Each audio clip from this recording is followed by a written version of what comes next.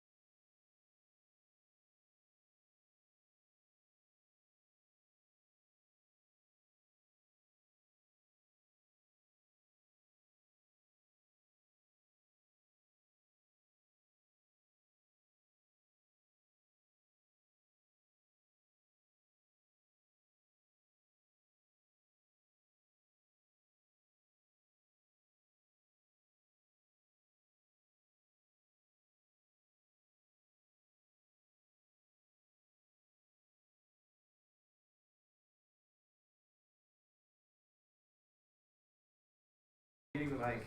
Cool. Do I need to move this? You're good. All right. Do you want to introduce this, Chris? We shall introduce ourselves. All right. I am Ricky Young. I am a debater for St. Vincent's High School. This is my third year doing debate. It's also my third year doing policy debate. I've not done any other types of debate. We have decided to forfeit our 6th round in an attempt to have a conversation of different things that are going on in the community right now that we believe are affecting both the coaches and the debaters. It seems as if even though there are discussions about what is happening in the community, there is never this stasis point, and we also never come to the conclusion of how to resolve a lot of these. So this is an attempt to bring together some of the students who have not been together before to discuss these issues. I'm in a room full of debaters that have also forfeited their last round, who will introduce themselves in a second, some of which are not on the camera and will not introduce themselves for, I guess, logistical reasons, but the people that you see are not the only people that are here, and I'm sure more people will join as this the 6th round of the NDCA as they end. So, Teddy? I'm Teddy Hillwell. I debate for Nevada Union. This is my 2nd year doing policy debate. I had the privilege of debating with Chris Colin over here for his final year of debate, and we also thought it would be a good idea to forfeit our final round because there's been some important things going on in the debate community that we would like to talk about. Great. I'm Chris Colin. I'm a senior at Nevada Union High School. This is my 4th year doing policy debate. As Teddy explained, I'm his debate partner. Ricky did most of the work explaining our purpose in being here. I think he covered most of it. There's just like a unique opportunity for us, especially at a large tournament, with people that we have had connections with all year, to engage in a conversation, and they'll show up later. As Ricky said, there are a few people in this round for logistical reasons that cannot participate. Well, they can, but with the exception of the camera and media and audio. But yeah, that's Ricky did most of the explaining of that. Yeah, I'm Adam Martin, also debate for SV, Ricky's partner this year. He did most of the explaining as to why everybody's here, but it's my 2nd year, and so I think there's not much else to cover for that part. So something just before we start this conversation is that both on the YouTube stream, on the comments, as well as on Facebook, we are all on Facebook right now and on YouTube. If there's anything that anyone who's not in this room would like to talk about or like to add or has questions that they want us to talk about or they want to participate in the discussion, feel free to Facebook message us, to G-chat us, to do whatever they can to be part of this discussion, because we do not want this to be a closed discussion. This is also not something that will end when the camera turns off, right? So if anyone wants to be in contact for having discussions like this at the TOC, having discussions like this at future tournaments, that's definitely something that we'd love to start talking about and maybe make a reality. So with that said, Chris, do you want to start with what you'd like to talk about? Yeah, sure. We have abundance of Oh, topics. before you start, Tiffany Haas is a debater for YZETA, who is also on, you can hear her talk. There are a lot of men in this room, and there are actually no women, and that's something that we are going to be talking about, is what it means to be a male in debate, and also how we're affected by this lack of participation by women, and maybe whether that makes people feel uncomfortable or not, and how to resolve those issues. So Tiffany is another perspective and so she'll be talking about that stuff. I don't know if you can, Ricardo, can you hear her? Can she talk? I can hear her. Does she wanna? 1 second. Hi. 1 second. My hearable? I don't know the word for that. Introduce yourself. I'm Tiffany. I'm a junior at YZETA High School. I guess I have an interesting perspective to add, being that I am a woman, and I think I can't speak because I don't know everyone who's in the room, but I am also a minority. So I have that perspective of a woman of color. Sway. Chris, you want to start? Yeah, I think that was an actually intro into what I wanted to discuss. This room is currently filled with men, and there are 0 women yet. But I guess the discussion I wanted to talk about was like the idea of privilege and the lack of recognition within the debate community. I think when, at least like, I guess outside of the rounds, there's a problem. There's a problem recognizing privilege in favor of maybe like a strategic argument, and this obviously occurs inside of the round too. So I've come across a lot of arguments in my day where I thought were like incredibly interesting, but never really like fit my personal experience or like where I came from. And I think that's a problem if I were to like make that argument. I think the failing to recognize your privilege not only I guess kind of makes you look fake in a sense, but also offends people. So I guess an experience that I had was when little Theodore over here was debating at a local tournament in Sacramento. He ended up debating a team also from Sacramento where they were both 2 white males and decided to, because Teddy said the word screw, or maybe it was dude. Oh, it's you guys. You guys, we're all familiar with that argument. The 2 white males decided to read the you guys argument, the gendered language argument, which made it very hard for, I guess, me to grasp onto, because I value, the idea of recognizing your privilege and realizing that, when there's an argument that does not necessarily fit your personal experience, but you think is strategic, kind of abandons the idea of morals within the debate space, which is why I had a very long discussion with the kids after the round about, people read this argument like in a very authentic way where they like are willing to, do the abnormal stand-up 2AR just to call out the people for, what they have done. And granted, there are definitely problems. People say there are like definitely problems with that argument, but I think the main purpose is to like, for people to realize that when you read an argument against an affirmative, in my opinion, should not be something that is predicated on strategy in the sense that like maybe it's offensive, but like rather, like if it has to do with like, let's say like a critical affirmative, the negative strategy should not be predicated on like strategy if it's going to offend the person, i.e., the you guys argument that Teddy ran into. And I think that's a valuable thing. I know you wanted to discuss things like possibly, I guess, anti-blackness, but... Yeah, so what we did was we reached out to some people who aren't here, and we have people who are also IMing us, kind of who have questions that they want to be discussed and whatnot. So we've made a list of things that we're going to talk about, and I think maybe we'll just go in order. Most of them are written on the board. Maybe we can start with this small schools in debate and funding. This is something that both St. Vincent's and Nevada Union have experience with, being that we're both small schools and funding is difficult. We have 2 different perspectives, being that I go to a private school and Nevada Union I don't think is a private school. We are dead in the middle of the mountains. And so I think that a big problem with debate especially is that there are a lot of people that do not have the ability to participate in a lot of tournaments because of how expensive it is.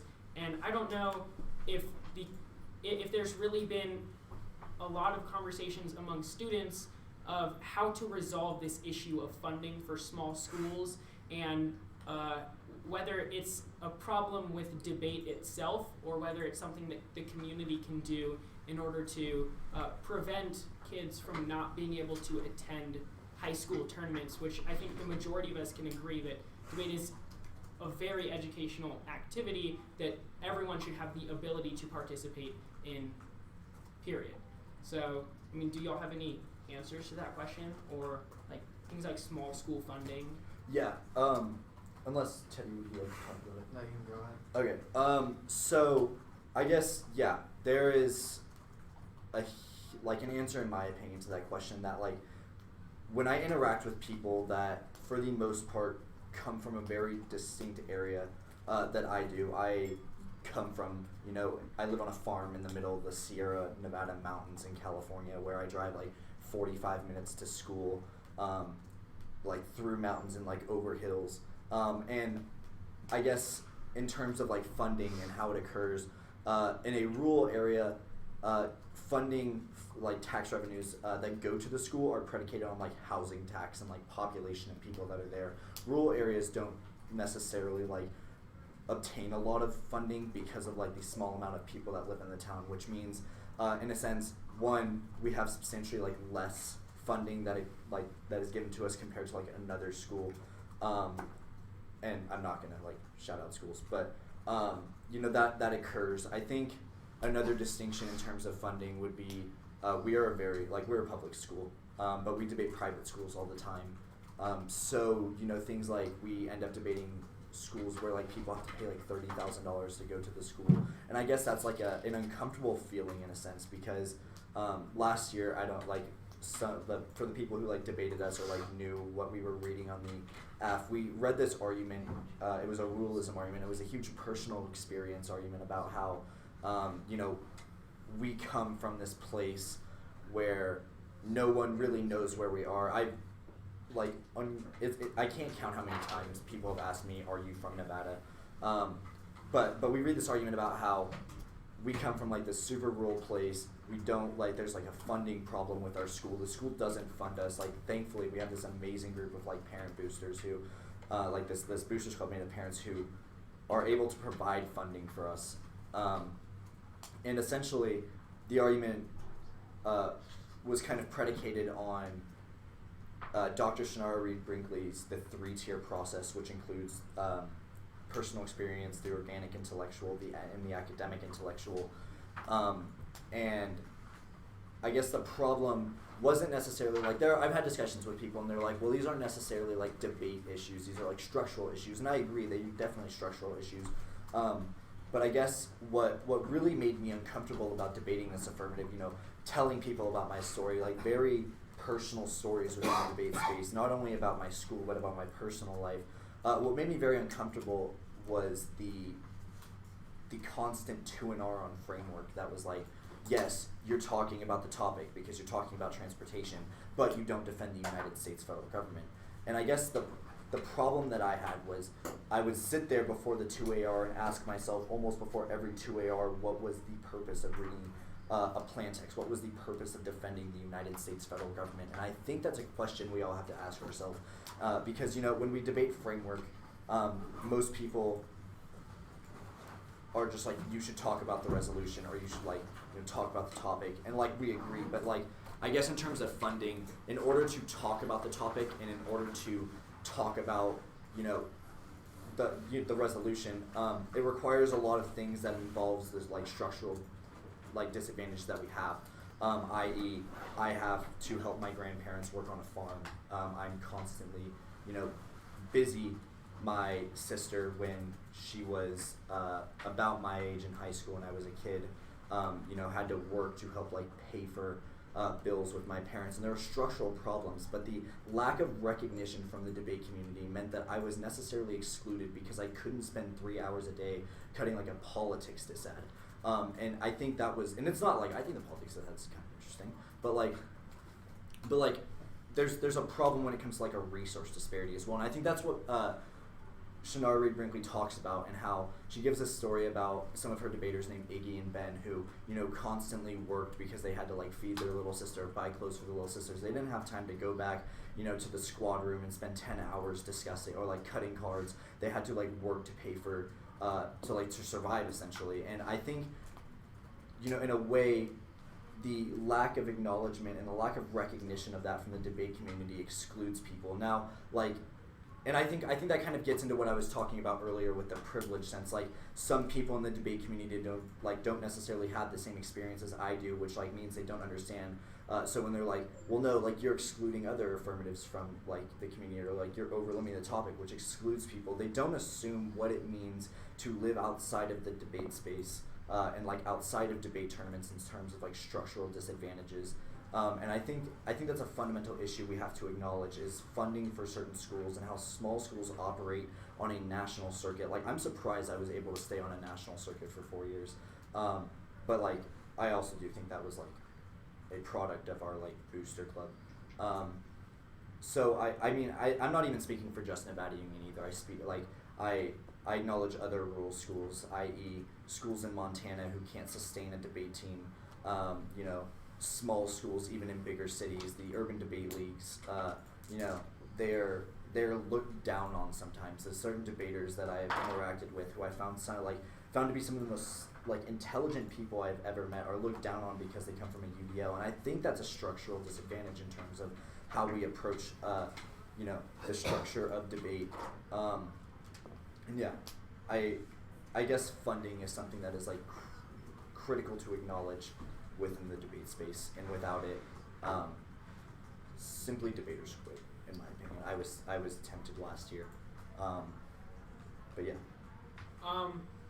I think the issue of funding is something that's not easy to grapple with, and I don't know if we can come close to some conclusion on how to deal with funding, but I think that, I don't know if the coaches here have any input on how to resolve issues of funding or how that's affected certain programs.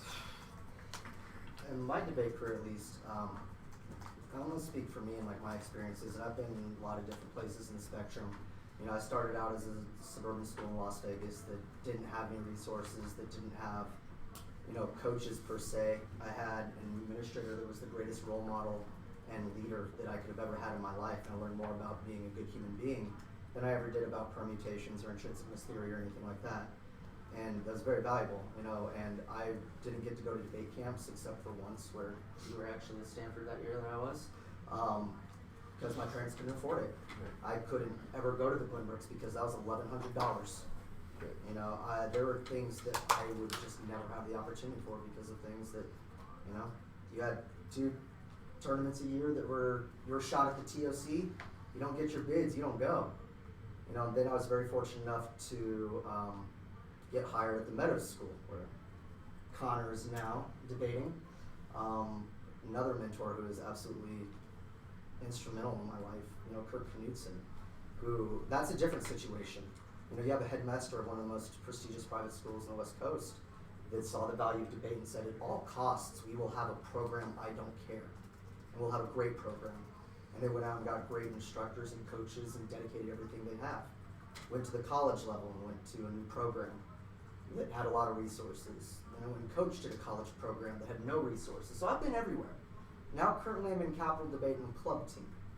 And we're experiencing this funding and doing it in a lot of different, and seeing it in different areas. This organization started out as a nonprofit organization to try and give access to kids that don't have programs at their schools. But what our organization found, and Mr. Bratt found, was that principals, schools, and donors are reluctant to give dollars to debate. While every single person in this room understands the value of this activity without question, to others, when we go and we talk to principals and we say, look, we have 3 kids at your school here who want to compete. They've asked us for help. Is there a teacher? Is there an advisor? We'll coach them. We just need someone to show up to a tournament. And their response was, we don't have the resources. Now, some of these schools are some of the most elite schools on the East Coast, private school, public schools. They have funding for different things, but it's a question of priorities. For these administrators, they don't understand what debate brings. They say, we already have a model UN club. We already have a drama club. We already have, a mock trial team. I did mock trial, I love mock trial, I think it's awesome, but some of the research skills and some of the unique things about this community can never be replicated. But we have a hard time getting our message out to the general public and the people that do have those hands on those resources, that this is a unique activity that must be uniquely supported. That deserves funding and support alongside your football team, alongside your mock trial team, alongside everything, and in my opinion, more than most. So I guess in the most long roundabout way possible from a coach.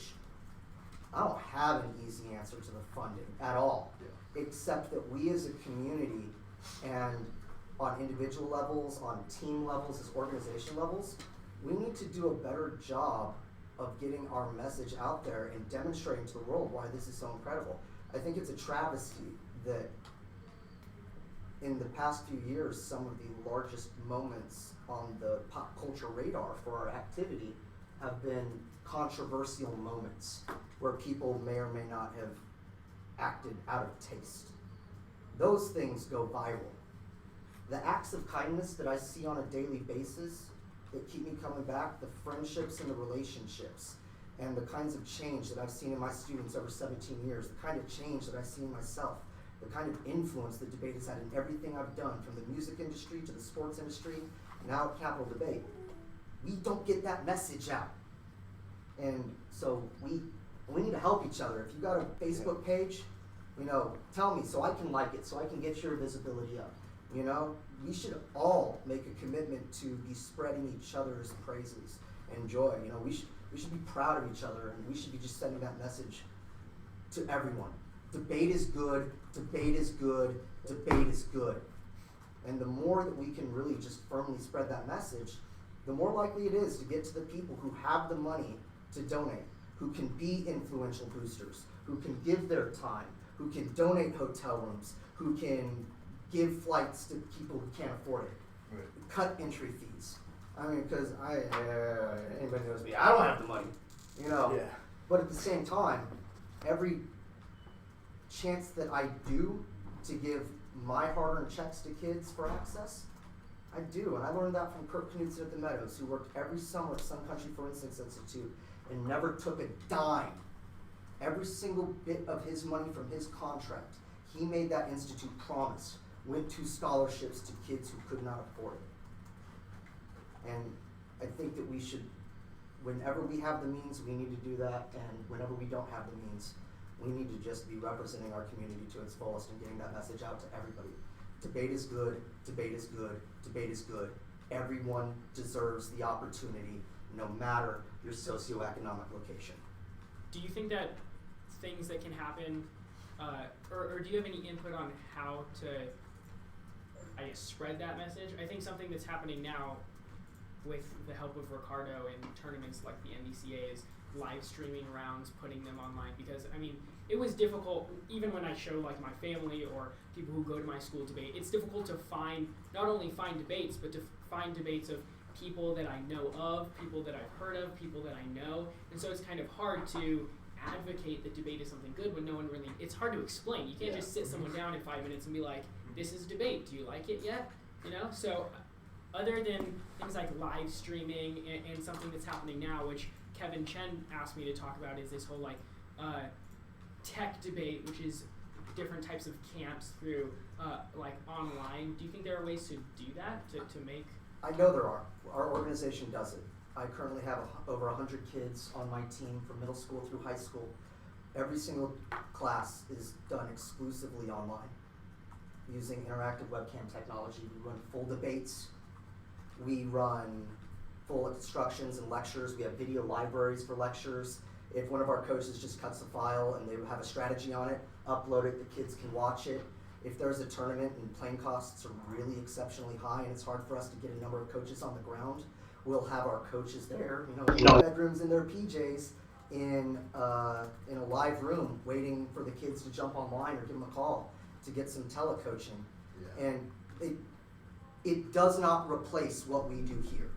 Because the reason why I am here, I love debate, don't get me wrong, but I love the people in this community a lot, and I don't get that through webcam, Yeah. I do social media stuff, but I don't like social media stuff. I like talking with y'all, hanging out with y'all, but this stuff is incredible. Something else that we can also do is, again, something that's been interesting on our team. I'm speaking for myself, but maybe some people in this room can relate. I think of debate as the island of misfit toys.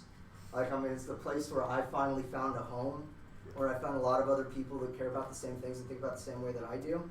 And in some ways, I think that we've created an insulation around it, where we don't want people to see what happens in our weird little space. You know, we know what's going on, but they'll never understand us. Well, something that we require on our teams, because, you know, we coach, all of our kids don't have schools or programs, okay? And when we go to tournaments as hybrids, we have to have parents come as chaperones. You know, so something that we require our parents to do is to watch their kids in rounds. I mean, and that doesn't happen in our activity. I mean, and you want to know how you get boosters like that? Have them see debate. Yeah. Because I can tell you there are parents that we have that do have the means, and they've seen their kids, and when they know of a situation where someone doesn't have it, they provide for that kid. You know, if they know that a kid can't make it to a tournament, there are people there. But that's because they've seen how hard they work, how much they care about it, and they see 16-year-olds on a Saturday talking about stuff when the rest of the world is talking about the degenerate things that 16-year-olds do.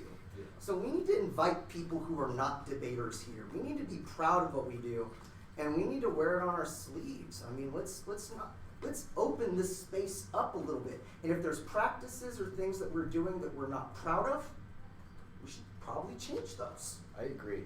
Yeah, I think, at least in terms of funding, I think the most important thing that I've received were the parent boosters, right? And I think it was because, you know, Teddy's mother, who's like part of the parent boosters, saw, you know, Teddy debate, was fascinated by it. Last weekend, I was debating at the Sacramento Kings Stadium in a public debate. My parents finally, after 4 years, came to like watch me debate. They're like super into it now. So like I agree. I think exposure is like critical. And This stuff is amazing. Ricardo, I've never met you. Like, I've just seen what you've been doing. Incredible. Yeah. Thank you. I mean, I know that what you do and how long this takes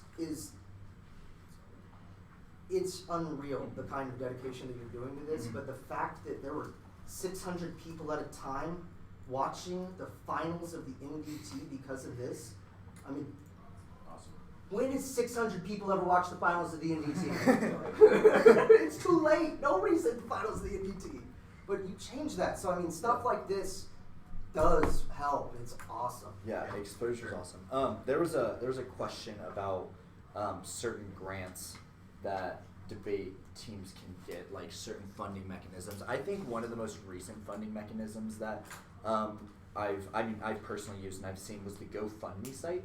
The GoFundMe site actually ended up helping me get to this tournament. Originally, it was for the TOC. I did not apply for the at-large, so I didn't. But, you know, GoFundMe allows not only for the community to come together, like, there were, like, a series of people who I either, like, haven't met before or haven't interacted with in, like, 2 years that are giving, like, me money for the TOC. And I think this funding way is a way to help people not only get to debate tournaments, but kind of feel that they are part of the community. I also think the exposure, which you were talking about, was like excellent. I know for the past 4 years I felt like kind of awkward talking to my peers about like the way that I debate and what debate is. People are like, well, like, let's debate on whether or not the Dodgers are better than like the San Francisco Giants. I'm like, yeah, I mean, I like the Giants, cool. But I think there's a way of approaching it where people actually end up finding it like interesting, right? Like I was last year I was sitting in the library club. And they're like, Chris, I heard in debate you talk really fast. And I was like, we do. And they're like, well, you do it. And the kids like, I don't know, I feel like people are much more accepting when you expose debate to them than keeping it away. And I feel like there might be a little bit of a fear because of some of the abnormalities within debate that prevents them from exposing things. Like people kind of, I know some people that like kind of fear talking to their peers about spreading, or like, you know, some of my peers like to talk about how the recent Yeezus album was, but I'm like, cool, dude, let's talk about Foucault. So, I mean, I think exposure is excellent. I completely agree. But like your GoFundMe, to bring it back to the Facebook and stuff like that, Yeah. I mean, you want everybody to share that. You want, you know, organizations to post that on Right. their web pages Right. and things like that. So I think that it's also about developing a community ethic, that it's not just about my projects and my posts. It's about everybody's posts in the community. Yeah. And we need to make a concerted effort to really do that. I mean, because then I know I have parents that they might not know you from anybody, but they know the value of debate, and if they're in an opportunity and they see someone who needs it, they'll do that. And I know there's people all over this country that would do that. It's just about getting it to them. So we need to be we just need to be proactive with that. And maybe we need to come up with some committees on discussing best practices for PR, for teams, getting your stuff out in the local paper, things like that, teaching people how to do press releases. I mean, maybe there's stuff like this that we can be doing also to get some of it. I mean, let's take some organizations and some industries that are good at getting their message out. You know, soda companies and sports companies, they're great at getting their message out. You know, why don't we take some of the things that they're doing for a really, truly amazing, for lack of a better term, product? Right. Yeah. No, I agree. Yeah. I actually have to use the restroom. So. Alright, so maybe this issue of funding, I think we've already determined it's like, I think we've spent a lot of time on it. yeah. I could chime in some more stuff about how our program is working. It's more about college and ways you can get funding through SGA for that. But I think we should probably move on to other issues that are on the board. Yeah. Because those are more private things that people want to approach me specifically about. How Georgia Tech has gotten to tournaments, even though we're not officially supported by the administration or have a coaching staff. They can feel free to email me or contact me or find me on Facebook. Alright, so maybe we can move on. I think that the biggest issue that has come up, people that have been IMing me and asking to talk about, is the idea of privilege. And I think that's something that's super important in debate. I think that there are too many people that don't recognize their privilege. I mean, there's no doubt that, like, I'm one of those people. And I think that in debate, arguments that not only I've started reading, but also just like with people that I've talked about, I think this idea of privilege is starting to become an issue that is dividing the community more than it is fostering good relationships. And I have a couple examples. One of them is when I was at the Berkeley tournament, or the CPS round robin, and I was talking to Chris Randall about this idea of like having black judges judge white debaters. And something that he told me, which I think that my conversations with him have been maybe the most productive in terms of recognizing my privilege, has been like what it means to actually realize that you are white, or you are a male, or you are of a higher socioeconomic class. Those are all things that it's really hard for people to understand or come to grips with, and I'm kind of curious as to how other people think that privilege has affected the way that our community is starting to become divided, and whether that's something that should or warrants more discussion in terms of like this idea of hostility or black judges, or splitting debate into a traditional debates and non-traditional debates. So I mean, if anybody has input on that, or how to resolve these issues of like privilege, because there's no question that like debate is. I talked about this a little bit yesterday, but I think the biggest problem we have isn't that we're traditional, non-traditional. I think the biggest problem is that we're finding arbitrary ways to divide ourselves. I don't think there's necessarily different types of debates. Everyone is making arguments. Everyone has to answer arguments. They're just finding different ways to make these arguments. And I think kind of the idea of creating an enemy, looking at the other side as an enemy, and immediately assuming they want to kick you out of the activity is part of the problem why everything is so polarized. And I'm talking about both sides of the issue, not just those that are deciding to start discussions about whether or not there should be a policy research league or not. But there's also discussions about segregated debate, et cetera. I think a lot of these discussions need to go away. And I think there just needs to be a lot more community building where we actually get to know each other and become friendly. I talked about this yesterday a little bit, but I think the Irvine round robin, there needs to be more of those where we have maybe a competition aspect that's part of it, but the bigger issue or the bigger goal is to get to know each other and to really just, I guess, understand where everyone else is coming from and be friends, because we're not a very big community and we got to be friendly with each other, otherwise we're not going to have a good result in the future. Do you think this issue of like acknowledging privilege or like acknowledging your own agency or privilege is something that is a problem with debaters and coaches and can be resolved in some way. What do you mean by that? Privilege is How do you resolve privilege? It's not something. How do you resolve? You can come to terms with it, but how do you resolve one's privilege? I mean, I don't know if it's a question of resolving privilege rather it's just treating really, people differently because of your privilege. Privilege is a really broad word, right? I'm someone who's not, I guess I am a person of color because I'm Latino, but I'm always someone who's always categorized as white. But I'm also someone who, with every debate program I've been involved with, we really haven't had that much of a chance. We haven't had those resources to go to every tournament possible. Even at Georgia Tech, we're fighting through SGA for a lot of the funding. So I'd say our program itself doesn't have privilege, but when we debate Wake Forest and they tell us about confronting our privilege, it's always about the color of our skin or our personal identity, where it's also coming from two people that have everything paid for and have a probably 6-figure debate budget. So I don't really understand what the context of the word privilege is when you're talking about it and what it might be in debate in the first place, which is why I really have trouble with a lot of that framing and how you use that as a starting point. I think there just needs to be more discussions about what we can do with the privilege that's been given to us to try to get more voices in our activity.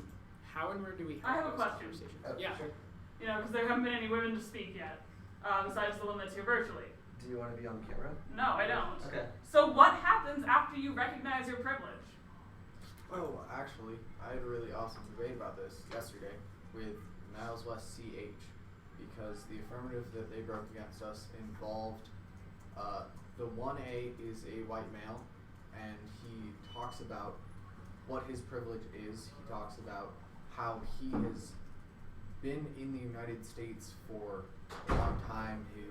His family was brought over by a continuation of white men, and he talks about how he and his partner, who is a woman of color, can accept their privileges and how it affects them as a person. And then once they realize how the privilege is changing their lives, they can adjust or accommodate for that privilege. And they can also open up discussions so everyone else can accept their privilege, which I think is really important because... Okay, but I don't think you answered the question. Like, yeah, we can recognize it and accept it, and then what? Well, I mean, it's a question of whether, I think it's a question of whether it's utilized for good or bad, right? Because, like, I can live my life not recognizing that, like, I'm a white middle-class male, and I can go to things like, I can go to the store and realize that I'm not going to be racially profiled. I can walk down the street and realize that the police are, I'm going to think that the police are always there to affect me. The question is, do I utilize that privilege and recognize it or not? I don't know what to do with it after I recognize it, but I mean, is the first step not to recognize that you're privileged? I mean, sure, but then why aren't you discussing, like, about how you're white and how you're male instead of just discussing about how you've been funded? Like, we have had intense, like, extensive conversations on the messages. I've tried to text and call you, sir, and Facebook you. Like, we're trying to have a discussion, and all we're doing is talking about funding. Okay, Well, if we're going to have a discussion, we should have a discussion. Regardless, none of your intentions for why you have called, texted, or Facebook messaged me have any relevance to privilege. I am No, very I'm open not saying privilege. to, I'm saying let's have a discussion if we're trying to have a discussion. regardless, anything of that had no relevance I think what we need, what is important is, obviously this discussion is about how we're going to increase people in the debate community and come to terms with things that we know about and that things are happening, how we can increase participation. All the things we have on the board are about increasing people to be in debate, because we see debate as a positive thing, and we need to make debate to be this positive thing, especially for persons who are not generally seen in the debate community. I'm a disabled person that is not seen in the debate community. It's very difficult for persons like myself to be in here, but having talking about just how we have all these things together and how we're going to bring people together. There's been, especially in the college debate community, this has also been a discussion that's been having of how you come together, that we have lots of privilege, we have lots of different things, but how do we try to understand a person when I can't understand their experiences? But how are we going to make debate a safer place is the ultimate thing. Yeah, and that's a question that we always ask ourselves. I think when Travis is talking about more exposure and more inclusiveness, I think this is a solution. I think exposure, and sure, me personally cannot relate to things like disabilities, but the acknowledgement of it, the like recognition of it is like things that are critical. And I think that's the point of it, is to, yes, certain, like at least right now, like certain pedagogies that exist within debate right now make it to where like debate cannot be a discussion about things like disabilities or race or sex or other forms of identification. But I think that's the problem, and I think that's what we're trying to get to, is to create more exposure, to create more acknowledgement and recognition. I've seen questions just now that are like, what do you mean by recognizing your privilege? And granted, I was gone for a little while, so I'm not really sure if y'all answered that question. But I think this is the discussion that we are talking about. Yes, there are a list of things, and we were going down the list, and we don't plan on this discussion having a set time, so we're obviously going to get through everything. But I think the thing that we need to realize is, yes, these things exist. It's just a question of whether or not certain teams, certain people that formulate strategic, strategies against affirmatives that talk about disability, sex, or identification aren't always constantly things like framework or topicality, or do you fall within the resolution, right? Because that's not an acceptance, and it's not an acknowledgement, it's an exclusionary politic. And I think that's the purpose of this discussion, is to include people in the discussion via chat, via people that are here. Like anyone who's saying this, add me on Facebook. I'd love to have a discussion with you. But I think that's the inclusion process of this. Okay. And how do you see, where does topicality and framework and all these arguments have a place in debate as far as you all are concerned? Because like these are exclusionary things people see. We often hear that it's committed as acts of genocide and racism and all these things related to these sort of arguments. How do we come to terms with that's a way in debate? Do we get rid of these? What is the alternative to this that you guys see? Yeah, I think one of my favorite alternatives was something that I was discussing earlier, which was Dr. Shannara Reed Brinkley's 3-tier process.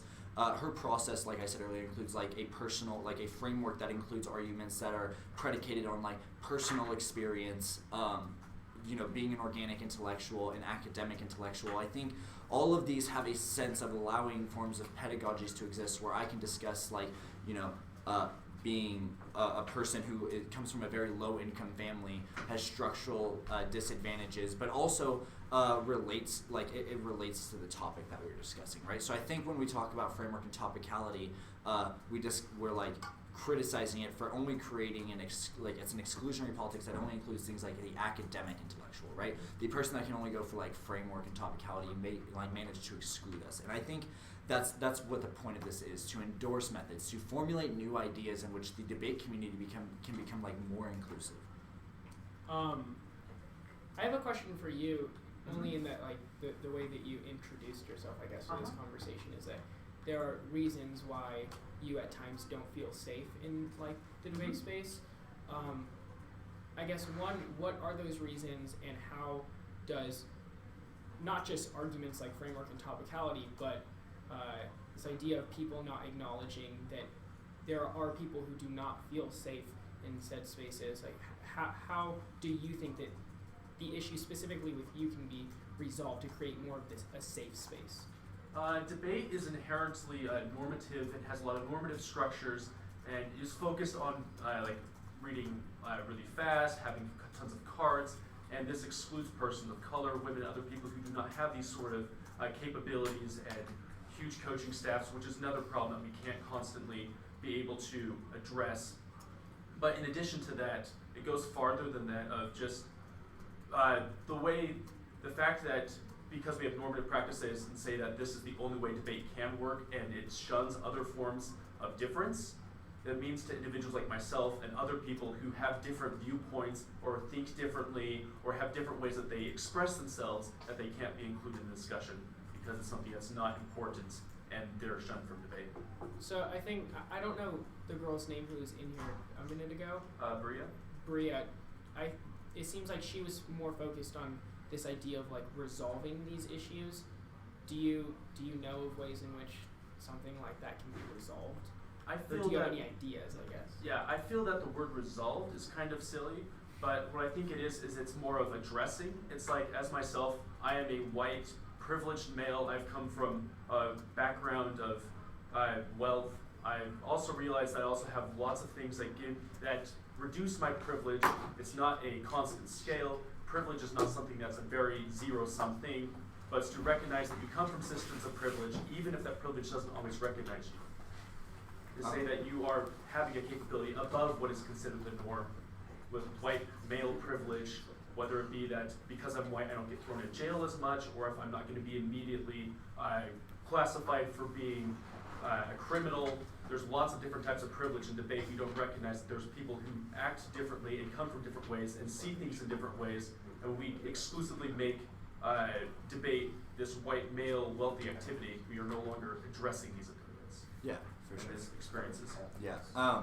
Just for anyone on the live chat, people who were interested in discussing women in debate, I know there were Vivian. I can never pronounce your last name. I'm not gonna try. I'm sorry. She's in here. Do you? Yeah, I got it. Sorry. Okay. Do you want to take my seat? Maybe while we're doing that, Tiffany said that she wanted to talk. Yeah. So Tiffany House is on my computer. I don't know if Ricardo can they hear her. Right. So Tiffany, do you have ways in which to address, for lack of a better term, this idea of like women in safe spaces or like minorities and how that affects you? As far as being a woman in the debate space goes, as most of you know, my partner Haley and I switched, I guess, styles of debate about around the Michigan tournament, in which we started reading arguments about women in debate, and a lot of the questions we address in debate are more of like, is debate a safe space for women? Like, we remove the embargo on women and non-masculine identities in the debate space, right? So like the thing that we argue most is that like debate is not a safe space inherently for women because of like objectification of women and like the fact that women are seen differently in debate. Debate is like a masculine activity because if women try to be like aggressive in round to match the aggressiveness of like a male competitor, we're seen as like, quote, sorry for my language to offend anyone, bitchy, or we get lower speaker points because of our like higher voices. And the fact that like my partner Haley was able to get first speaker at Berkeley and people see that as remarkable is probably a bad thing. It shouldn't be like outstanding that a woman gets first speaker. It should be like a norm. Yeah, I guess. And it's just like things like that.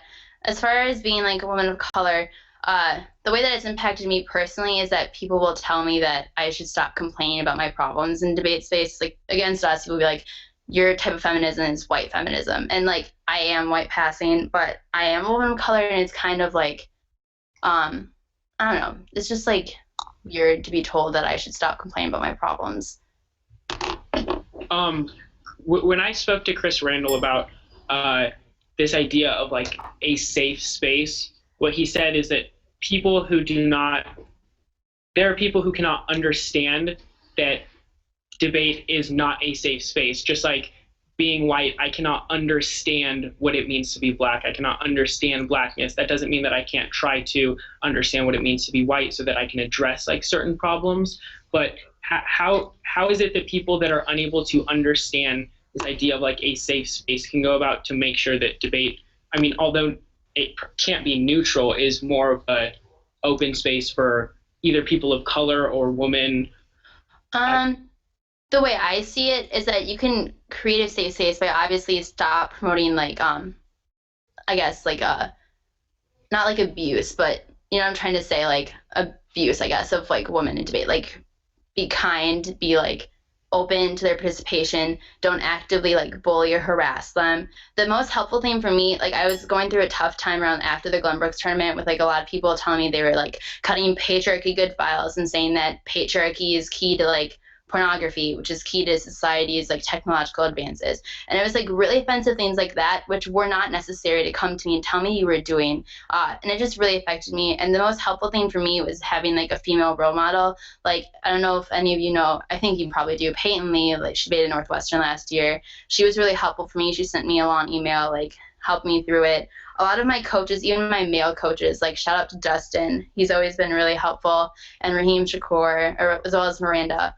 They've all been like really helpful for me to like have like someone to talk to when I was going through problems. So just be like an open ear, I guess, and try not to like encourage the problems that women face and also minorities. So don't like actively try to exclude. Be inclusive, I guess, is what I'd say. Yeah.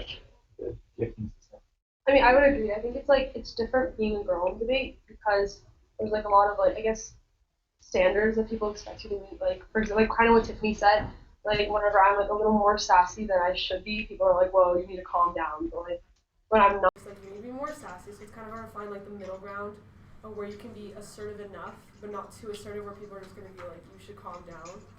So yeah, that's what I think. I like really agree with what Tiffany says, and I think there just needs to be like, I don't know, I guess like more of a middle ground for women in debate as well, because they have these expectations that they need to reach, but it's kind of hard to find that middle ground in which they can do that, which I think is difficult. Aside from speaking, because I think that that's an example that both of you brought up is like this idea of attitude or being more masculine or aggressive. Do you think that there are practices in debate that foster that like non-inclusive space? Well, I think this kind of goes back to what Tiffany said. Like when girls do get like speaker awards, for example, people are often surprised. Or like they're like, oh, I wonder why this male debater did not get the speaker award over this girl. And just kind of like when you hear that kind of just like rhetoric, you're just kind of like, oh, like I guess this person may be better than me. And you just like you kind of start to wonder why those differences occur in the first place. If that makes sense. Like the difference between like why a male would be expected to get top speaker as opposed to a female. This tournament, I remember of like the semifinalists. Travis? Oh, is there something I'm else? not going to speak about the experiences of women in debate. You know, I'm not the person to speak to that. But what I can speak to is, as the director of a program, that I do think that all directors do have an obligation to make sure that in hiring practices that you make sure a diverse staff that can meet the needs of your students, and you have individuals that can relate to it. I mean, you know, when Christina talked about the forum that she had for her program, I mean, that's because you're able to do that. And you know, I have half of my staff are women because I need that. You know, I need diversity, and you know, I try to be a sensitive soul, but I'm never gonna know what you're going through. You know, I want to be a nice silly dude, but it's important that we all have reflective staffs, and I mean that should be both on the camp level, that should be both on the program level, so that as debaters have the need to talk about anything, there's someone that they can feel comfortable talking about. I mean, because program directors and coaches, we spend more time with students than the average instructor in high school. And coach-student relationships can be stronger and deeper, you know, and last lifetimes in a lot of respects because of that sort of mentorship level. And we need to make sure that everybody feels like there's somebody on a staff that they can have that relationship with. And so that's what I have to say about that. You know, access debate good. Everybody should find people to relate to. It's good. I agree with that. Like I think when we had like our women in debate luncheon, which I thought was a really good idea on Miss T's part, it actually like I normally like the girls on the team we don't really have discussions about these kinds of things, but afterwards I just noticed that this is like a conversation we just kept having, like how to make ourselves feel more included, like on a team of like a majority of all guys, even though like it doesn't seem like there's like a lot of guys on the team. I know it doesn't seem like there's a lot of girls on the team, but really there are a lot of girls. But we just kind of like I don't know how to explain it, but just like we just started having more discussions about how we can make ourselves feel more inclusive and not kind of like accept like the norms that are kind of pressed against us, if that makes sense. And I think those discussions on teams should occur more often about how like there are like I guess some forms of exclusion in debate, such as like women and like that kind of exclusion. And I think that discussion that we had at lunch was really key to like I guess opening up the discussion of what we can do to make the debate space more inclusive, which I appreciated a lot. Also, if they're, and like we can do this over chat too. My chat is like having a hard time loading, but if there are any females at the tournament right now, the room that we're in is in Elizabeth Hall 205. Like there's a lot of concern about like the inclusion of like women in this discussion. We have been trying to get people into this discussion, trying to diversify it. So anyone who feels they have a concern about it, that is at the tournament and on chat as well. Let's have chat up right now. Should either come in the room or keep asking questions. Yeah, I think there are a lot of people right now that are finishing debating that have told me that they are coming soon. So maybe for right now, we can move on if there are other issues to talk about, and then come back to this because there are people that are going to come join that I'm sure want to talk about this more when they're here. So maybe just because Travis is here, and this is something that you have brought up both at the coaches forums as well as to me, is that policy debate, although it itself is a community, that it treats itself as something that is different than other types of debate, i.e. LD and POFO or PUFO.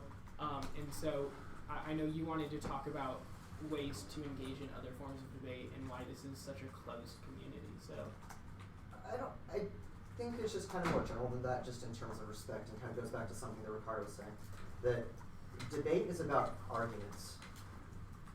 Some of them are packaged differently, and different forums have different conventions in packaging. But it's all about argumentation and research, and the same sorts of formal skills that are in one debate are found in other debates, and they're different and distinct. So it's not so much if we have to reach out to these other activities or anything, just respect. People are here at this tournament. If they choose to give up their weekend to show up to a tournament, if they choose to give up their summer to go to a camp, it doesn't matter if they're in your policy lab, if they're down the hall in the LD lab, or if they're in the PF lab.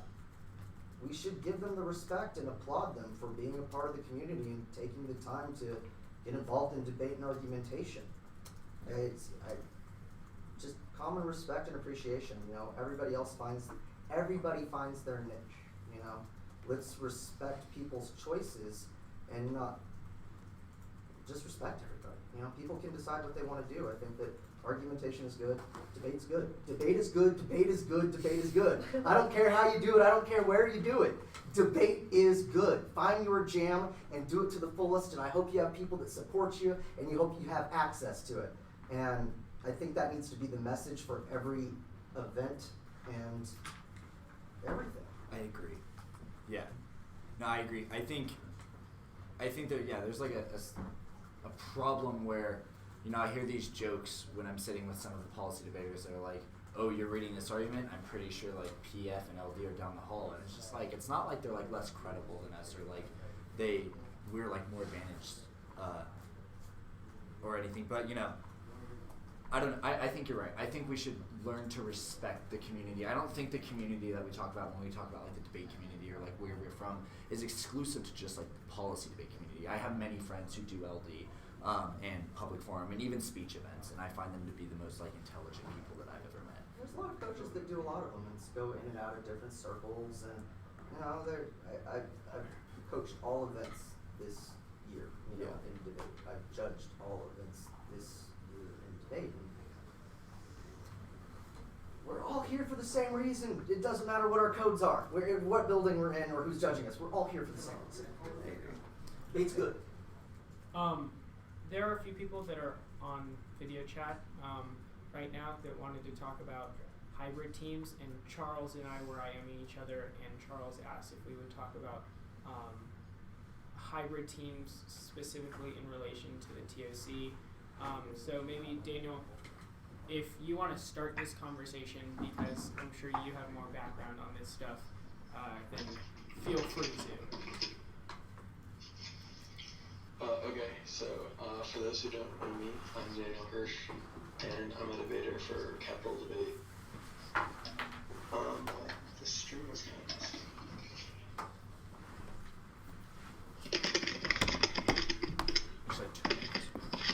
Make sure Ricardo knows. Okay, so I think that a kind of big reason why hybrids kind of maybe don't get, I guess, the exposure that I guess might be beneficial to have more people debate as hybrids is that people don't really think it's an issue, it doesn't really happen, or it's kind of a small issue that not a lot of people are hybrids, or there aren't many hybrid teams. I think that just kind of important disclaimer real fast that there are a lot of hybrid teams that work hard in debate and try to get to tournaments, but it makes it very difficult to debate and get sustainable funding when a lot of tournaments throughout the year, the TOC, NDCA, Emory, GBX, and the NBA, whatever, are not a fan of hybrid teams. However, I think that, everyone knows my view on hybrid teams, and I think that if someone doesn't have a school to debate from, they should be able to kind of join the activity, because as someone kept screaming, you know, debate's good or whatever. But I think that my question would be, why shouldn't they be allowed to debate? Because to me, it's just kind of very simple. Like, if you don't have a school, you know, you should be able to join someone who's kind of close with you and then join the activity. I agree. If we want to, there's also a kind of hybrid.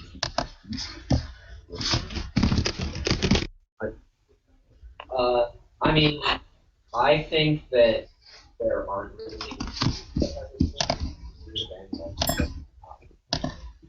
there should hybrid teams are often used as mechanisms for people to continue to talk in the community. Sarah Lynn, for example, is another hybrid team who qualified to the TOC and everything.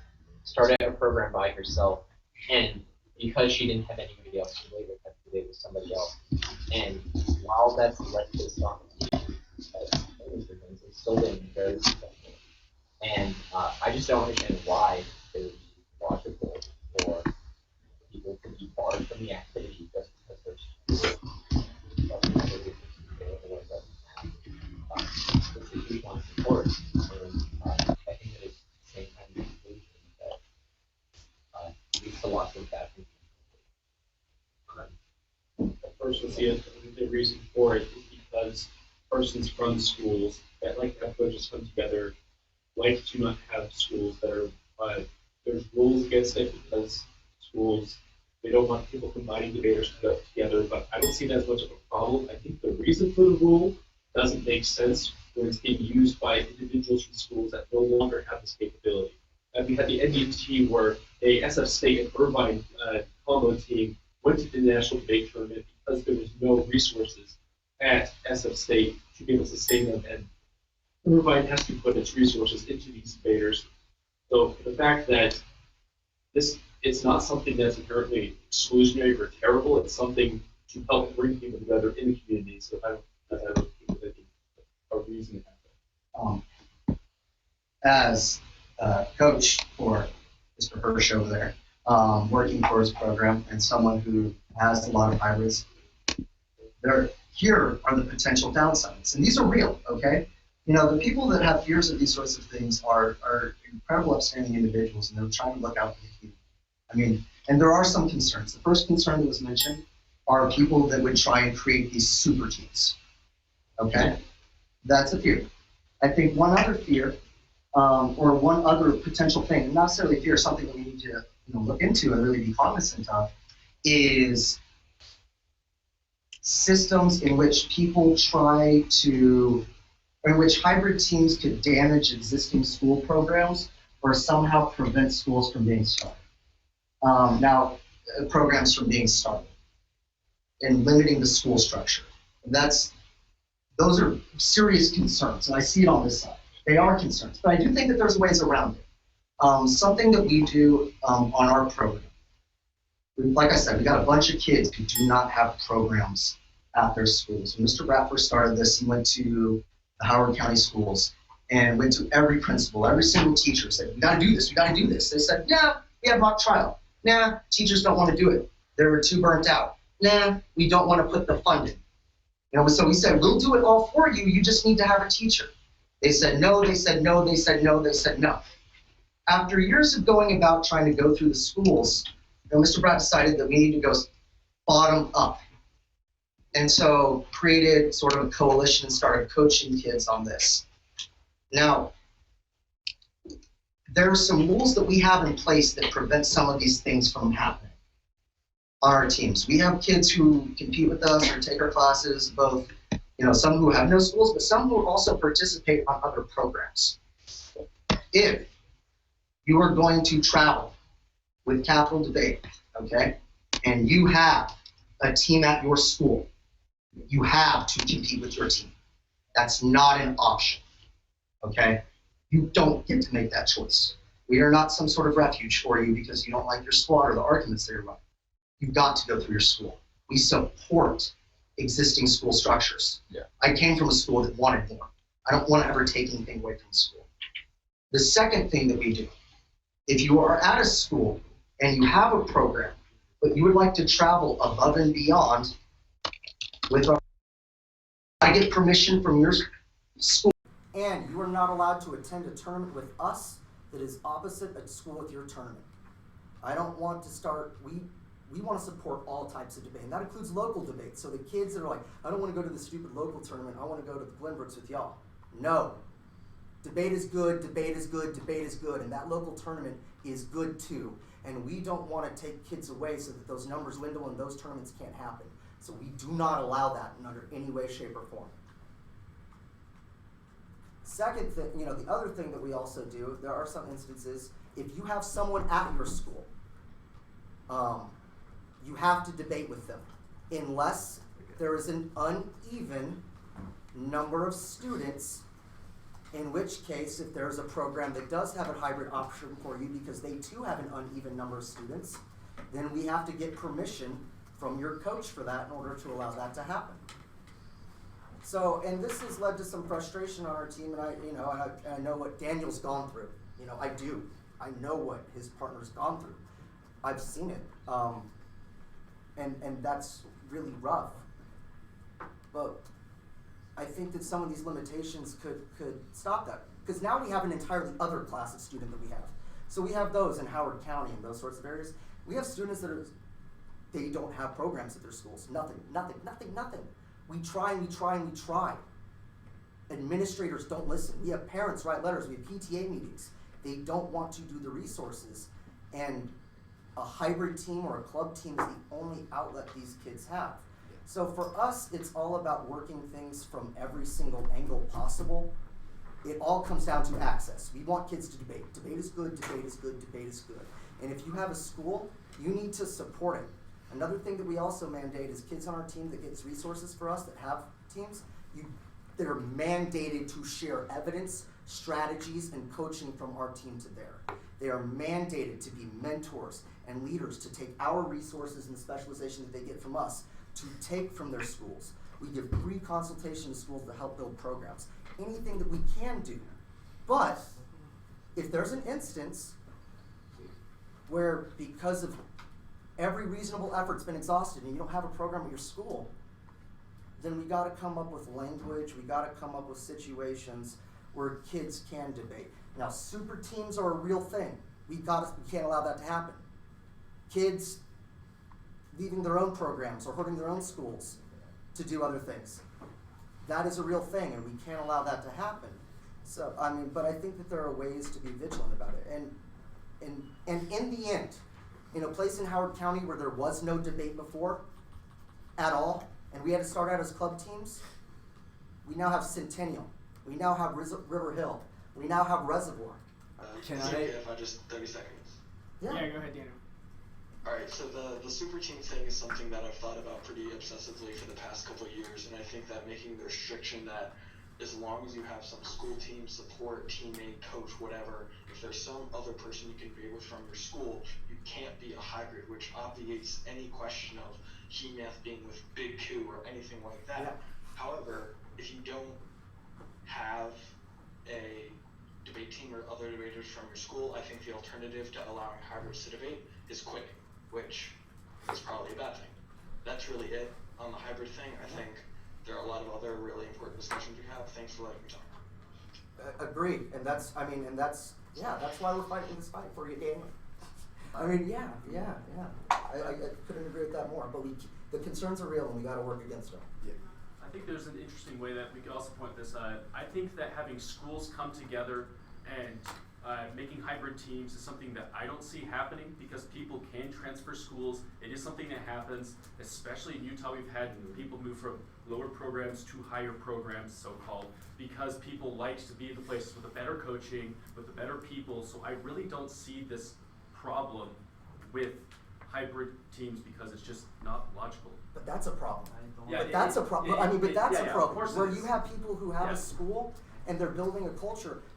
The great programs that we all see here, that sometimes we affectionately call boards or whatever sort of things, they all started out as small programs. It all started with a leader and a DOF and a committed group of team members, and it grew to become something special with traditions and practices. That's true. And if there's people are constantly fleeing their institutions and never building them up, you don't get a chance for the new people to happen. So I think that is a form of problem. While it's not hybridization, it's certainly not supporting debate on the school level. Yeah. And we have to work towards both. We have to work towards access, but we also have to support the schools, especially the small schools, especially the ones that have a dedicated teacher who doesn't have the experience, especially the schools that don't have the resources, because they're the people that are getting the brunt of it. They're the ones that, kids, people that are just doing it because they love kids and want to help, yet they sometimes get the most derogatory things said about them because they quote unquote don't know things. Charles asked me if I would pose this question to the people in the room and I guess on Facebook and the YouTube chats too, which is both this idea of minority participation and blackness in debate. I don't know how to start this discussion, nor do I know if I have any input on it, but do you people in here think that blackness is a factor for why Bronx Law the appeal was denied for them to debate at the TOC? I'm not sure if it's a factor in that, but I definitely do think that it's a factor in some elements of debate. One of the more persuasive things that people have said about that sort of thing is like when they say that oftentimes people racially profile what their argument types are based on what races people are, or that also happens based on school. And I just think that that's often very unfair when teams will get up and just read a whole different half or something because they assume that a team's going to lose something or be a certain kind of team because of either the color of their skin or what kind of school they go to. I mean, I don't know.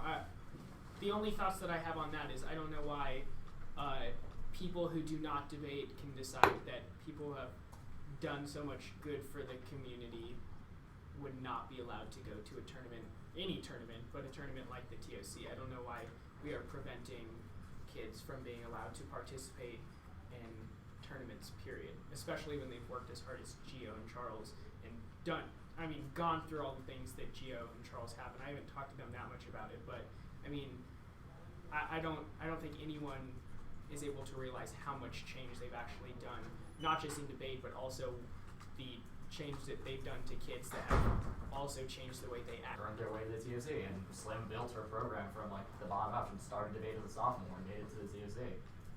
I think that no team on there is no more deserving than another. So.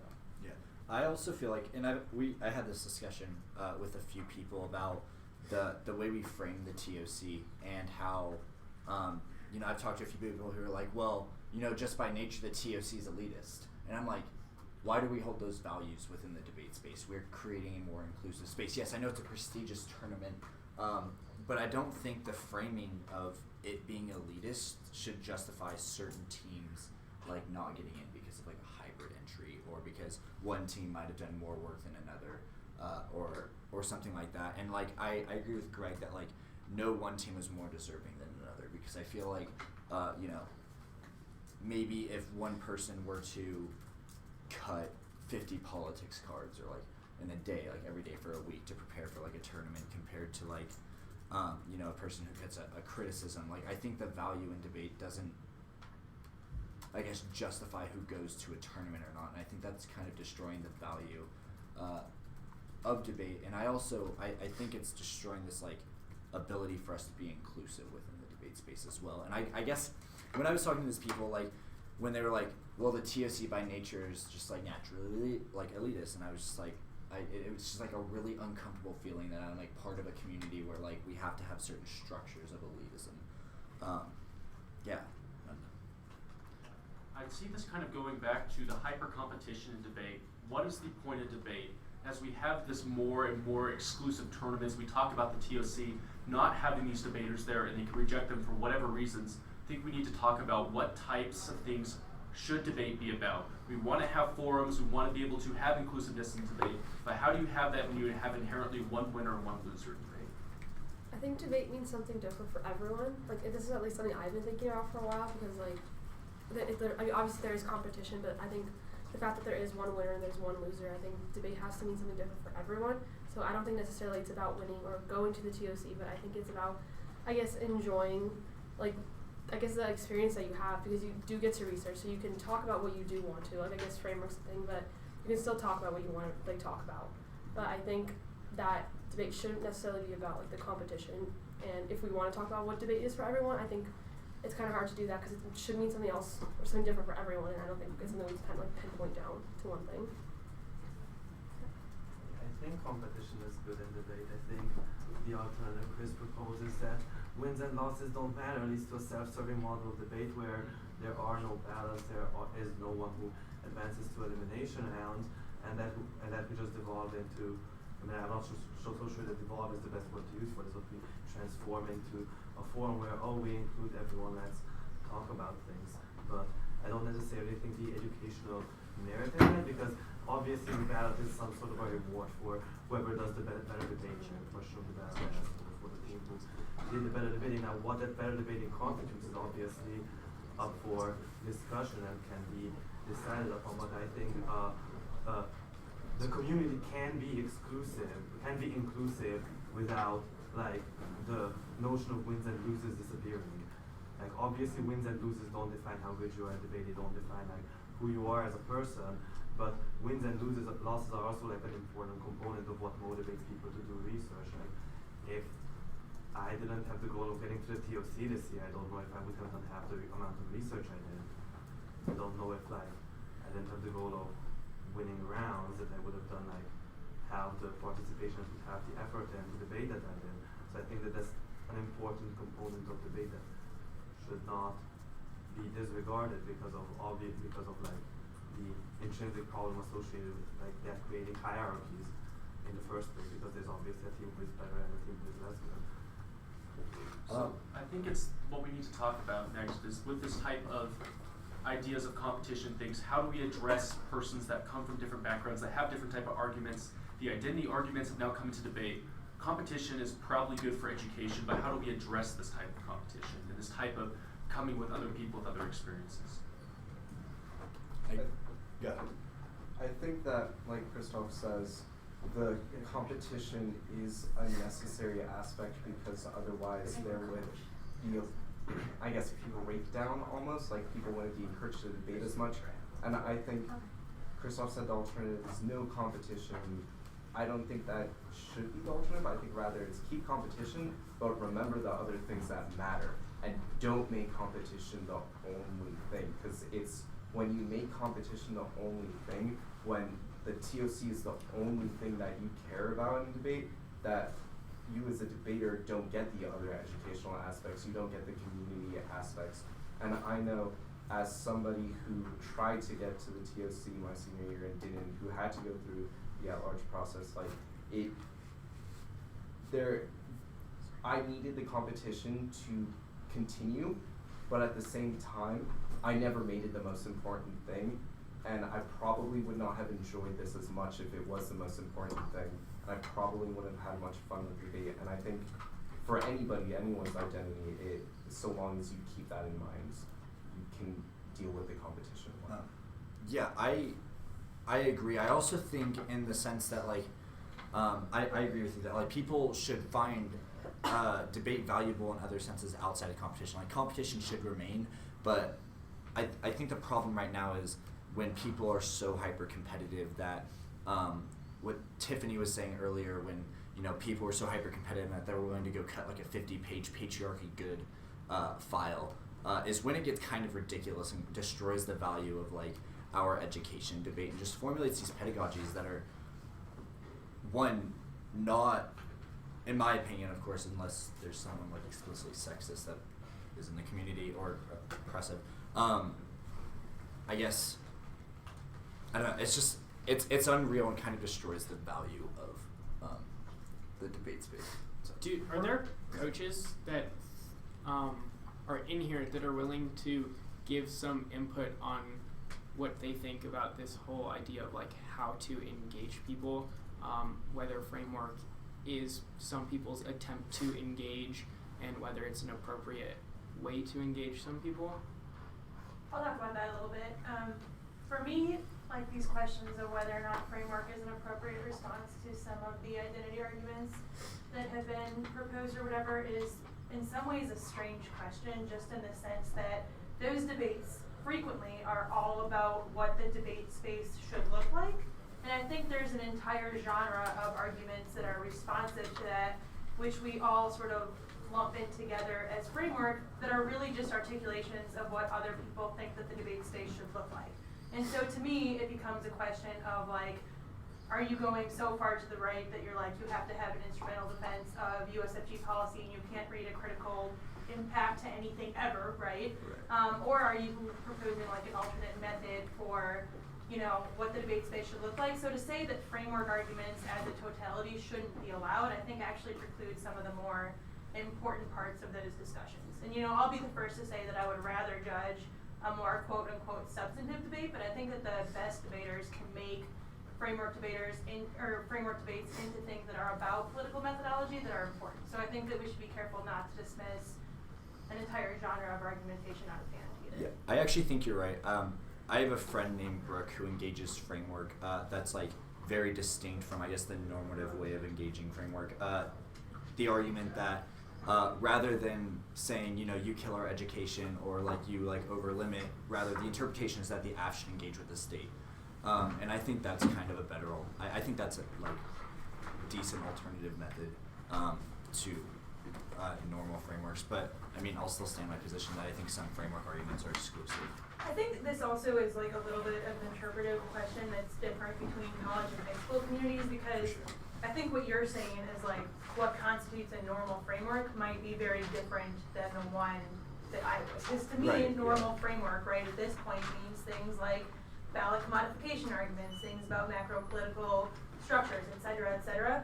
To me, it's almost less, you know, quote unquote normal to have like the T version of framework. So I think that those debates are evolving, and there still might be a little bit of like a high school versus college disconnect in what you mean by like normative frameworks. Yeah, no, definitely. I definitely interpreted that distinctly because, you know, I haven't debated in college yet, but that will change, right? Like the way that people engage these arguments will change because that's how high school debate works. I guess in that case, do you think that the high school community should adopt those forms, like those methods of like engaging framework from like the way that college does it?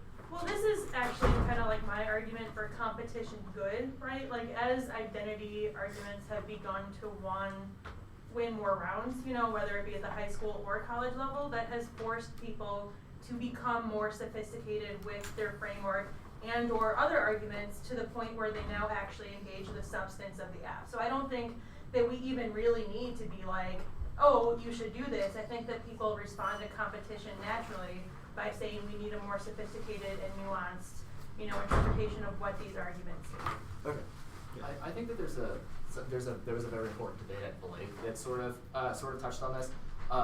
One of the reasons, so I think it was I don't know the entire context of the story, but I know that it was between GBSCM and UPrep DK, and after I think it was after they had UPrep had beaten GBS on like framework bad or something. Like GBS decided to talk to them about like what form of engagement would they prefer, and what UPrep told them was like that it's not so much like that you are like saying the state is good or something that's like why they think it's offensive. The problem is that you say debate should solely focus on this rather than like proposing it as more of a competing methodology, which is something Andrew Lopez just wrote in the chat a minute ago. So then they had a debate in, I think it was octos or quarters of Blake, where GBS like was just like our advocacy is like you should affirm Milanese politics, but like through macro political change or something like that. And they read a bunch of like cards like that, like a lot of some of the traditional framework cards, for example, like Esberg and Sagan, but like also just some cards about why like making demands on state is good. And I think that that's like a perfectly legitimate methodology and like captures a lot of the reasons why framework would like the normal value of framework. Yeah, for sure. I guess when I speak of framework, what I interpret as like I guess normal framework is what I was more in reference to. But I think alternative modes of framework could be like useful. Like the way that it's I've seen the way that I've seen it pivoting more lately is less so like the limits fairness arguments and more so just like And I think this is the smarter version, just like organizational decision making, like learning how to work within institutions and make political demands is like useful. And I think that that's like a perfectly, like it's a legitimate argument, and I think it requires engaging with the app too. Like a lot of the time, the problem with framework is teams don't have to actually engage any substance of the app whatsoever. And with that kind of standard, it requires you to like learn about some of the policies. For example, when we debated Carrollton in Optos of Harvard, they read a bunch of evidence about like why Guantanamo policy requires engaging with legal institutions. Yeah.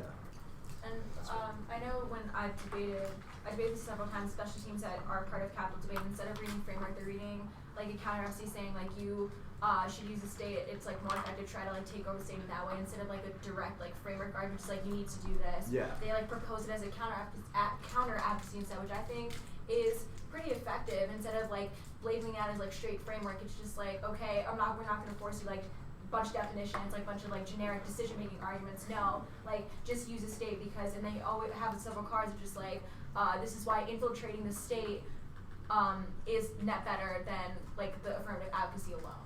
Okay. Yeah, like Centennial like has those cards about like they have some cards about how like in the context of race theory, it's good to infiltrate. It's good to like learn the language of the state in order to like both. I don't know like exactly what the cards are, but like engage in revolution, stuff like that. Okay. Good. I agree with almost everything they said. I just the traditional get out of debate hippie framework stuff, I don't really think happens that much anymore because I think that we've all gotten sophisticated and people, kind of like what Alyssa said, people got tired of losing. They became a lot more nuanced.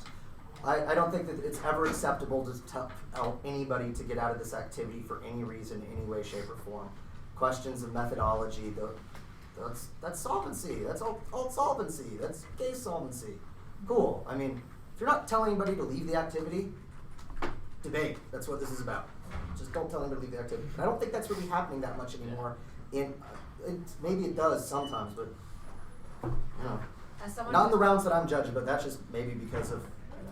As someone who has been told that they should leave the activity before, I can like. It is pretty offensive to be told that, but it's just like engage the app in a different way. Like you don't have to like tell me, oh, get out of this activity and do something somewhere else. Like debate is not the place for you. Like that's offensive. I should be able to do what I advocate for and bring it into an academic space such as debate because that's the best place to do it. We're all intellectuals. We're all wanting to learn. Like the point of this activity is to learn about the arguments. Like it's not just about the critical skills we learn in debate. It's just about like increasing our education in things such as like in just expanding our knowledge and different things. Like I don't think outside this round I've learned so much about like gender or patriarchy or like critical race theory. Like this is the best place to do it. Yeah. This is not meant in like defense in any way, shape, or form of people who are like get out of the activity hippie, because I don't really know anyone who said that and really surprised that happened, right? But I do, however, want to at least make a defensive statement in terms of people who take the harder line and framework in terms of like you should have to take an action in the direction of the topic. Like I vote both ways in those debates, but one thing that I do understand about those teams is that pretty much everyone in debate who debates now, for the most part, has some competitive streak in them. Like I do think that that is fundamentally true, and I think that that includes identity teams and teams who don't talk about the topic, who have alternative interpretations, etc. And I think that oftentimes now teams who are still making more traditional framework arguments are just trying to do the bare minimum of like getting them to defend something so that they can have a productive discussion. Like I know a lot of times if my teams read framework, it's less just like I want to go for framework because I want to defend the walls. It's more like I want to get a link to my criticism so that I can have a substantive discussion. And I feel like that I might not get that ground if I don't at least get them to play some defense on like you have to do something in the direction of the resolution. So I don't think that it's always like you should get out of the activity when teams read more traditional forms of framework. Yeah, for sure. What's like, I guess I could probably think of one, but like what's an example that you've seen of like people, like let's say like a team who doesn't necessarily engage in the topic and the other team like reads it real quick? So for example, if one of my UNLV teams or whatever wants to read their neoliberalism criticism, right? And it's about things like identity, et cetera, right? Or the app is about things like identity, then if teams say things like we shouldn't have to discuss like the substance of the thesis of neoliberalism versus this, because this debate is only about me and not about the way that these structures operate in the real world. I think that sometimes they feel like they have to at least have a framework argument in the 1NC to try to force people to have a discussion about the way that those operate in real world political structures. That's fair. Yeah, I guess what I was getting at earlier was, at least last year, and I remember you judging me last year at Berkeley, and this didn't happen in our round, but I was reading that rulism affirmative, and there were teams, and I thought at least it was like remotely topic specific, because we talked about transportation, but I guess, and I still experience and like see this in the community today, where people are willing just to, pull out the W, read those frameworks, and I disagree in the sense that like people become more nuanced, because like yes they do, but like there are a lot of people who don't still, and I see that like way too much. And so I guess that was my problem when I brought it up earlier, that like you are remotely like part of like reference to resolution like the topic, like you might be part of it, but you don't engage specifically to it, and then people are just like, well then no, get your arguments out of the activity, and then that's where all of my points from before about like the resource disparity comes in. But I think that is fair. I think the other thing, sometimes another reaction of like why people read framework is if you read, an affirmative or whatever that is so resonant with whoever you're debating to the point where they don't feel like they can disprove it because what you have said, makes sense and is probably true, but avoid some of like the political questions of methodology that would be introduced if you had to defend like a topical plan, right? I think that sometimes people's reaction to those cases are just like, I don't want to be forced to disagree with something that I fundamentally think is right. And obviously there are other ways to react to that situation. You can get really in depth into the bodies of literature and like find different methodologies that are competitive, right? But I think that is another reaction as to why people just pull out their framework arguments that's very different than just like, I don't want to have to deal with this. Right. Yeah, no, definitely. I was like one of the participators. Sorry. Can Tiffany chime in? 1 second. Yeah. I'm going to turn the audio so everyone inside can hear. Hi. Can everyone hear me? Okay, sorry. I think we should move the topic of this discussion to like something that is more useful, I guess. Like, not saying this discussion isn't helpful, but I think we should talk about ways in which we can combat some of the problems that we are talking about, right? So like, how do we fix the issue of exclusion? How do we fix all these like inherent issues? I think we should talk about this. Hi. Can I? Tiffany, someone has. Tiffany, like, I'm not sure you recognize me. I have like one last point, if you don't mind. I'm sorry, this is like texting. Okay. Yeah. Tiff, I'm not sure if you recognize me, but like, I have like one last thing to make. I was, one thing that bothers me about like framework debates is that I feel like some teams are just using it as like a cop-out and like refusing to engage directly in methodology debates. Like, I was a participant in the Scranton Round Robin in which like, over like 2 days of competition, I did not have a single framework debate, and teams like actually actively engage like in a methodology and actively in the methodology of the affirmative. And I feel like I learned so much more in those 2 days and had a substantially more effective discussion in those 2 days than I have at any other tournament I've been to, and it was just like round robin. And I feel like having those methodology debates and having that discussion means that like framework is not necessarily like your only option and should not be a cop-out. There are definitely ways to engage in affirmatives that do not necessarily engage the topic. You just have to do a little bit more research, think a little bit harder. Debate is all about this critical thinking skills anyway. It's just about like utilizing what we've learned in this activity and actively doing more research. Like, doing more research should not be a crime.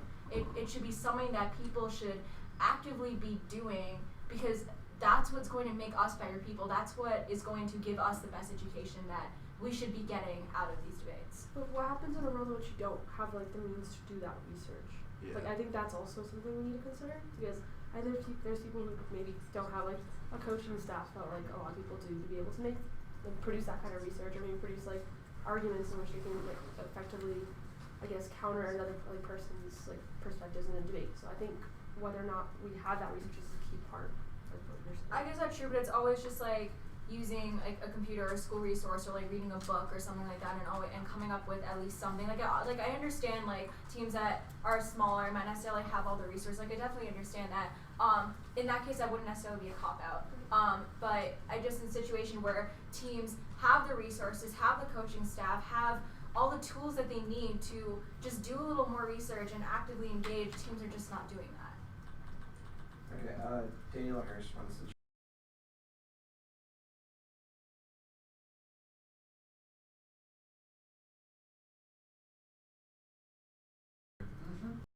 She sent me this message that she would like me to read to all of you. The disabled woman who came in to speak earlier left because when she came to bring the monologue into discussion, she was criticized for demanding that her voice be heard. And when she asked to be heard, she's told she's being discriminatory against the white men that she's asking to analyze her privilege. It's easier to discuss how you're what it's like to be a white person in a white supremacist society.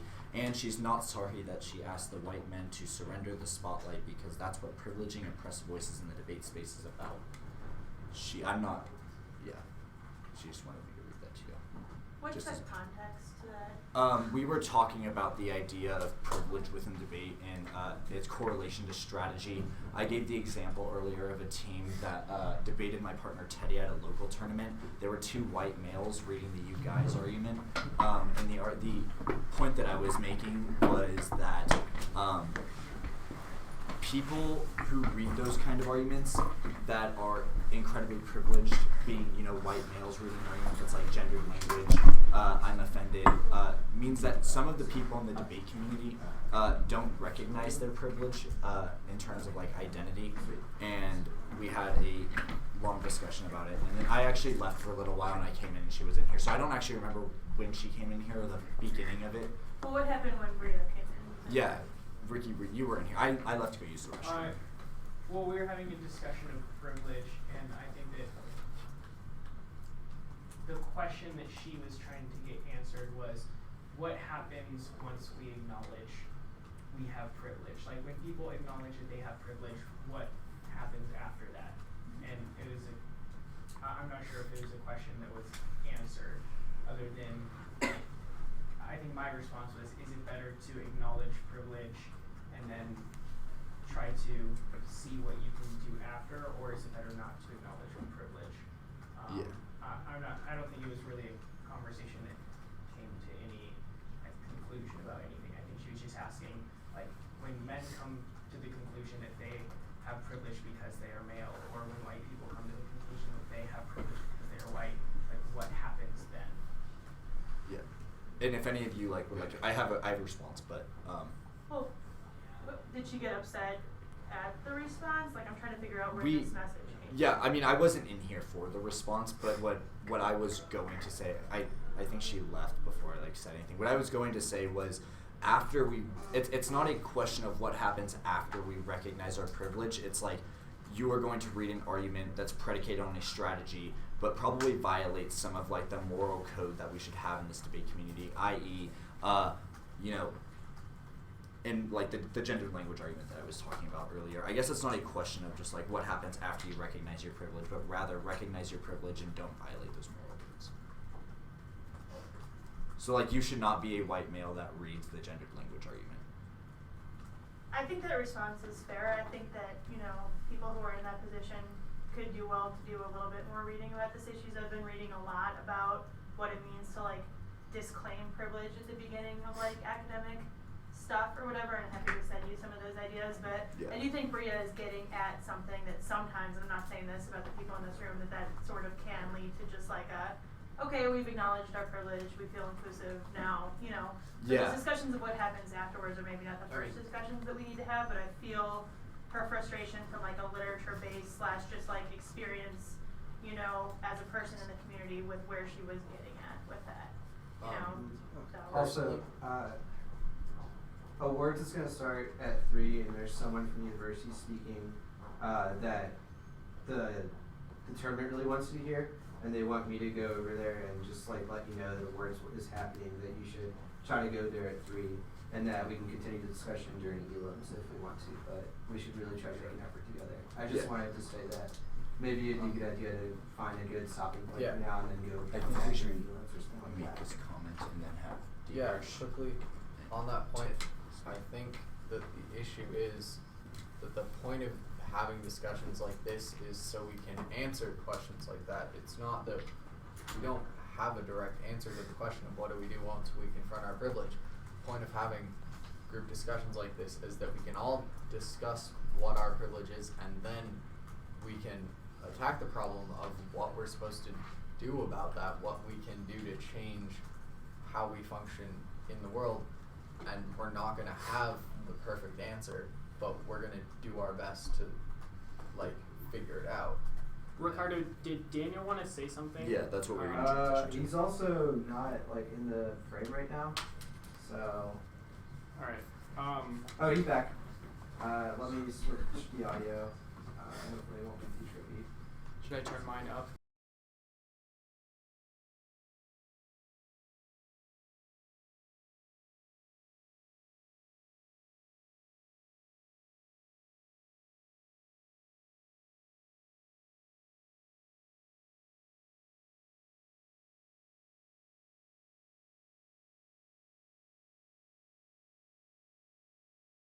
Yeah, I don't know how to work these.